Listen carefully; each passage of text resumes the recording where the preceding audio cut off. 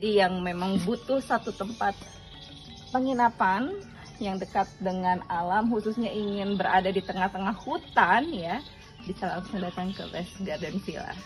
Desa Les ini sekarang sudah dijuluki sebagai desa pariwisata. Pak Sandiaga Uno sempat semua dengan rombongan di sini meresmikan bahwa Desa Les ini sebagai desa pariwisata. Jadi memang sebetulnya Les Garden Villa ini diambil dari nama desa di daerah sini, dan jauh sebelum desa ini dinobatkan sebagai desa pariwisata, Pak Made sudah membuat nama tempat ini namanya Les Garden Villa karena memang konsepnya di tengah hutan dan juga memang banyak hal yang beda dari villa lainnya.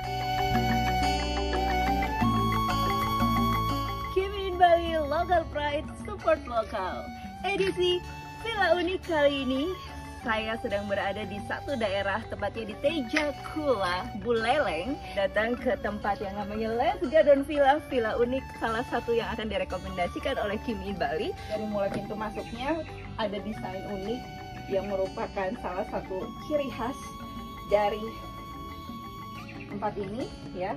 Dan yang penting juga pintunya penuh dengan bebatuan alami.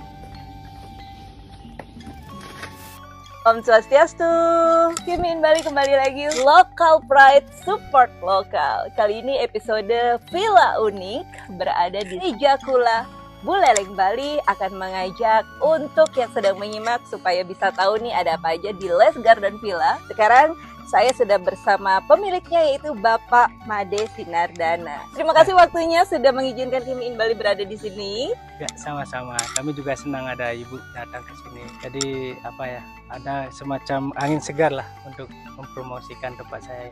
Sebelumnya saya mau tahu dulu nih sejarah dari Les Garden Villa yang berada di tengah-tengah hutan ini itu seperti apa sih Pak Made?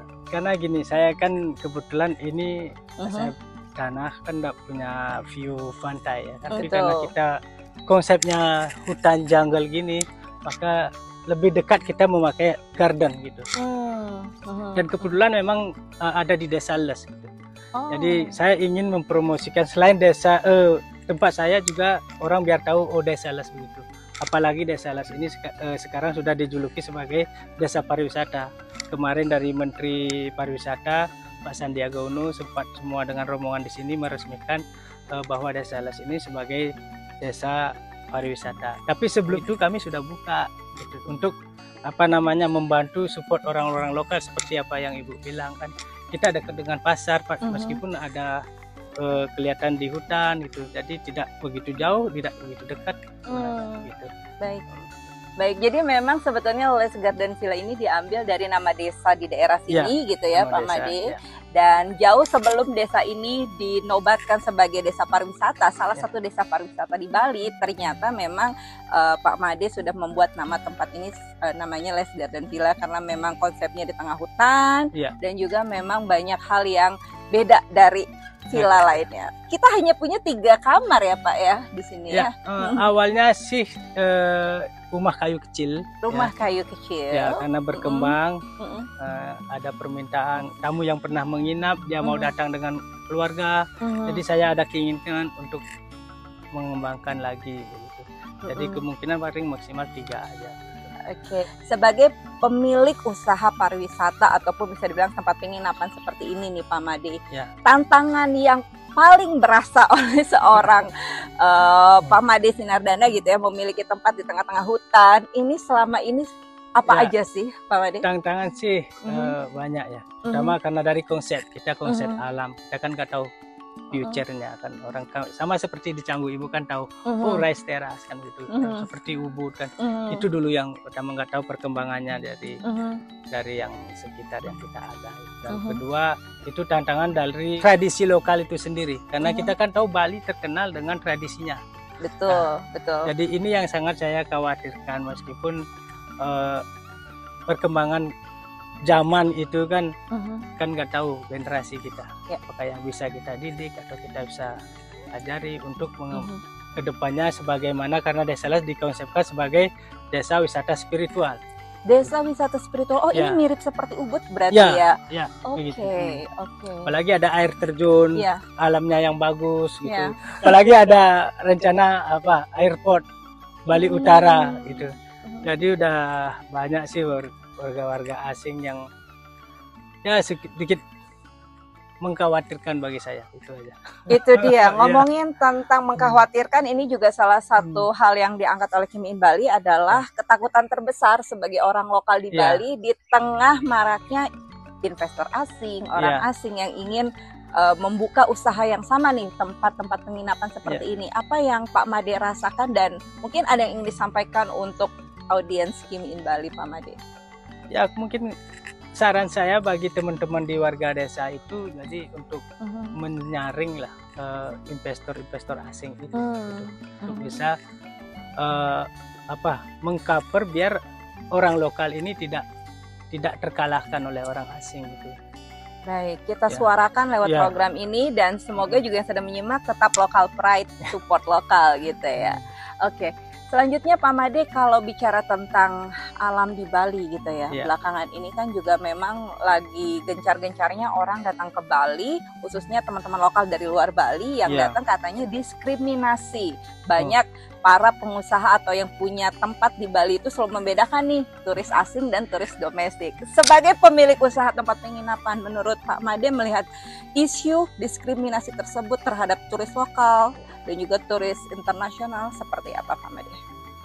Bagi saya itu kalau dia tamu ya tetaplah tamu, sama dia juga punya privilege yang sama gitu. Dan nggak pernah membedakan karena saya juga pernah terjun menjadi tamu juga di luar daerah kan begitu. Jadi bagaimana orang untuk men-treat kita itu pun kita sama bagaimana men-treat dia gitu. Apalagi kita orang Bali kan ada konsep Trihita Karana. Yang keduanya itu hubungan manusia dengan manusia.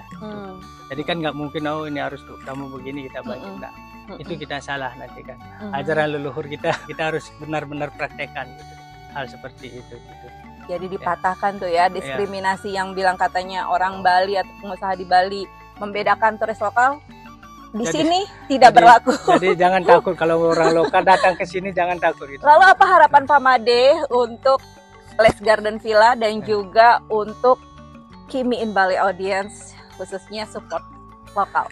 Ya, harapan kami kan namanya pengusaha tetap belajar kan dengan perkembangan yang ada kan. Tapi namanya konsep alam kita akan tetap kita pakai. Tapi kalau memang ada tamu yang menginap, ada hal yang tidak cocok bisa kita sampaikan dengan keluarga. Iya, berarti memang kembali lagi bahwa untuk local pride support lokal, teman-teman lokal yang sedang menyimak Kimi in Bali dari luar Bali mau datang ke sini, ini satu kesempatan yang menarik karena bisa healing. Saya sendiri merasakan bersatu dengan alam di tengah hutan gitu kan, khususnya buat yang ingin menjernihkan pikiran karena kita benar-benar di tengah hutan. Tapi tadi yang Pak Made bilang ya bahwa kita tidak jauh kemana-mana, ke pantai deket, ke pasar deket, bahkan ke tengah jalan juga deket, lokasinya strategis gitu ya.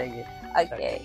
Terakhir apa yang ingin Pak Made sampaikan untuk audiens Kimi in Bali khususnya yang berpotensi untuk datang ke Les Garden Villa? Bisa dibilang mungkin tempat ini seperti apa supaya teman-teman bisa berkunjung dan menginap di sini? Ya, jangan ragu datang ke Bali Utara, khususnya Desa Les, nginap di Les Garden Villa. Oke, kami bisa melayani sebaik mungkin.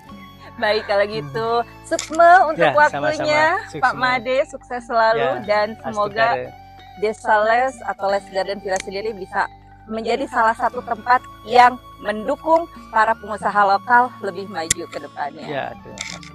Oke, kalau gitu Kimi in Bali episode Villa Unik langsung dari Bali Utara Les Garden Villa menyajikan satu obrolan menarik dengan Bapak Made Sinardana supaya kita bisa local pride support lokal. Ketemu lagi di Kimi in Bali episode berikutnya.